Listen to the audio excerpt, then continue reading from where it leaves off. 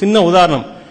அப்படி ஒவ்வொரு விஷயத்தையும் எந்த ஒரு விஷயமும் உலக விஷயத்தில் ஈடுபடாமல் மற்றவங்க என்ன பேசினாலும் அதை பத்தி எனக்கு கவலைப்பா, எனக்கு இறைவன் இருக்கிறான். எதை பத்தியும் கவலைப்படாம எனக்கு ஆசான் இருக்கிறார், எனக்கு கரூரார் இருக்கிறார், முருகபெருமான் இருக்கிறார், பதஞ்சலியார் இருக்கிறார் என்று ஆசானுடைய திருவடியை மட்டும் நினைத்துக் கொண்டிருக்கின்ற ஒரு உத்தமமான மகான் நமது ஓங்காரக்குடில் ஆசான். உலக விஷயங்கள் எதிலையுமே நாட்டம் செலுத்தாத, இல்லைன்னா இந்த குடிலுக்கு 100-150 கோடி பணம் அதை மதம் கொண்ட யானை போல் உலக மக்களுக்கும் நாட்டு மக்களுக்கு மட்டுமே வீசி இருந்திருக்க முடியுமா? தனக்கு என்று கொஞ்சம் சிறிது ஒதுக்கி வைத்துக் கொள்ளாமல் எதையாவது ஐயா தனக்குன்னு வச்சிருக்காங்களா? எல்லாத்தையும் உலக மக்களுக்காக வீசி எறிஞ்சிருக்காங்க.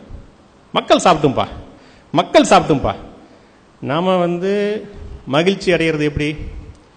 நல்ல தலவாழைகளை போட்டு ஒரு 10-15 பதார்த்தங்களை வச்சு சாப்பாடை வச்சு சாம்பார் ஊற்றி அதுலேயே நெய் போடணும், பருப்பு வச்சு உப்பு கொஞ்சம் குறைஞ்சதுனாவே நம்ம கண்ணு கீழே ஒரு சுருக்கம் வரும். என்ன உப்பு இல்லையே, அப்பளம் வகை தொகையா நம்ம சாப்பிடுவோம். நாம சாப்பிட்டு நாம மகிழ்ச்சி அடைவோம். ஐயா ஐயா எப்படி மகிழ்ச்சி அடைகிறாங்க?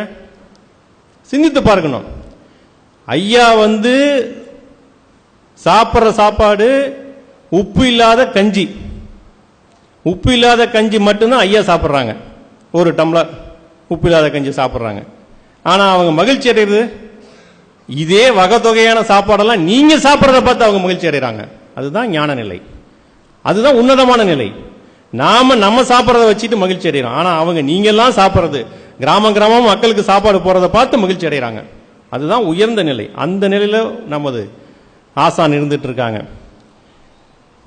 ஓங்கார குடிலாசானை நீங்கள் நெருங்கினால், ஓங்கார குடிலாசான் தான் முருகன், முருகன் தான் அரங்கன், அரங்கனே முருகன், முருகனே அரங்கன் என்று நீங்கள் நெருங்கினால் அவர்கள் உங்களை நோக்கி நெருங்கி வருவார்கள்.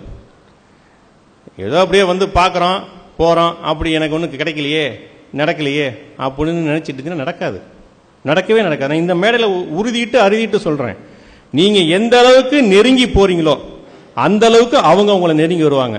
ஐயா ஒரு தூய நீருள்ள பொதுக்குளம். ஐயாவுடைய நிலை தூய நீர், நல்ல பருகக்கூடிய ஒரு தூய்மையான நீருடைய பொதுக்குளம். நீங்க நெருங்கி போய் எந்த அளவுக்கு அள்ளி பருகிறீங்களோ அந்த அளவுக்கு உங்களுடைய தாகம் தீரும், உங்களுடைய பிரச்சனை தீரும்.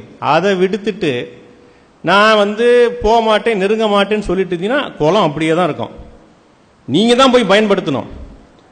அதே மாத்தி கீத்தி பயன்படுத்திடக்கூடாது. அந்த குளத்தை குடிக்கக்கூடிய குளத்தை போய் மாசுபடுத்திடக்கூடாது.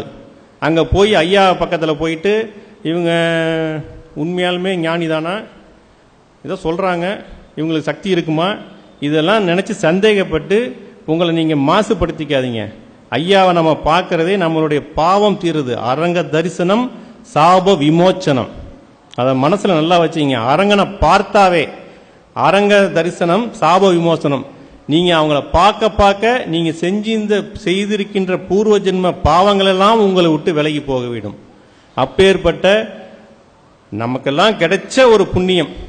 நாம அவங்க வாழ்ந்துட்டு இருந்த காலத்துல அந்த இடத்துல நம்ம வாழ்ந்துட்டு இருக்கிறோம். அப்பேற்பட்ட மகானை திருவடி பணிந்து நீங்கள் மன்றாடி தினந்தோறும் வீழ்ந்து வணங்கி வணங்கி கேட்டுக்கிட்டு இருந்தீங்கன்னா நீங்க நினைச்சதெல்லாம் நடக்கும், நல்லது உங்களுக்கு நடக்கும், கட்டாயமாக நிச்சயமாக நடக்கும் என்று எனக்கு வாய்ப்பு கொடுத்த ஓங்கார குடிலாசானுடைய திருவடியில் கமலங்களில் வீழ்ந்து வணங்கி நன்றி கூடி தெரிவித்துக் கொண்டு